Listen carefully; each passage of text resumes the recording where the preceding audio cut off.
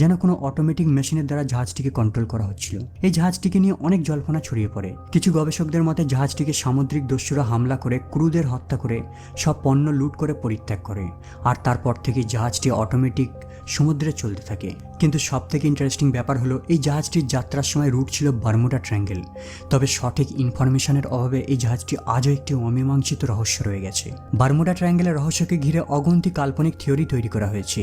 কারো মতে এলিয়ানের কারণেই জাহাজগুলি গায়েব হয়ে যায়, আবার কারো মতে সামুদ্রিক মনস্টাররা জাহাজগুলিকে গায়েব করে দেয়। আবার অনেকে মনে করেন এখানের জল এমনভাবে ঘূর্ণিপাক খায় যা বিশাল বিশাল জাহাজকে তার ভিতর টেনে নেয়। কিন্তু রিসেন্টলি আমেরিকার কলোরাডো ইউনিভার্সিটির একটি টিম স্যাটেলাইট ইমেজে লক্ষ্য করে বারমুডা ট্রায়াঙ্গেলের উপর এমন কিছু মেঘের সৃষ্টি হয়েছে যাদের শেপ ষড়ভুজের মতো।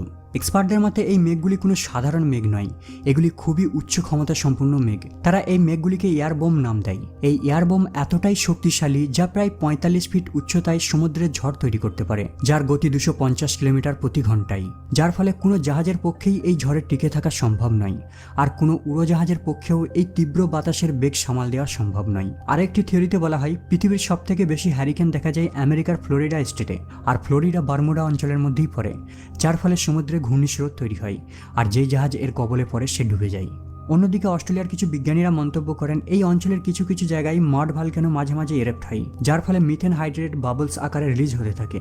আর যদি এটা জাহাজের নিচে হয়ে থাকে তাহলে সেই জাহাজটি জলে নিমজ্জিত হয়ে যায়। তাদের এই থিওরিকে প্রমাণ করার জন্য বিজ্ঞানীরা একটি ল্যাবরেটরি এক্সপেরিমেন্ট করে। তারা লক্ষ্য করে যখন জলে মিথেনের বাবলস থাকে তখন জলের ডেন্সিটি কমে যায়, আর জাহাজের ভাসমান ক্ষমতাও নষ্ট হয়ে যায়, ফলে জাহাজ জলে ডুবতে থাকে। তাছাড়া বারমুডা ট্রায়াঙ্গেলের মধ্যে বেশ কিছু এরিয়া অগভীর। স্যাটেলাইট ইমেজে লক্ষ্য করলে দেখা যায় ফিরোজা কালারের অঞ্চলগুলিতে জলের গভীরতা অনেক কম, আর এইসব অঞ্চলগুলিতে হিডেন বালুচরও রয়েছে। এই কারণে পুরাতন দিনের জাহাজগুলি যখন এর উপর দিয়ে ক্রস করত তখন তারা আটকে যেত। 2012 সালে টাইটানিকের থেকে 2 গুণ বড় শক্তিশালী ক্রুজ শিপ কোস্টা কনকর্ডিয়া এই অগভীর জলের উপর দিয়ে ক্রস করতে গিয়ে পাথরের সঙ্গে ধাক্কা লেগে ডুবে যায়। মানে অগভীর জল যে কোনো জাহাজের জন্য বিপদের সংকেত।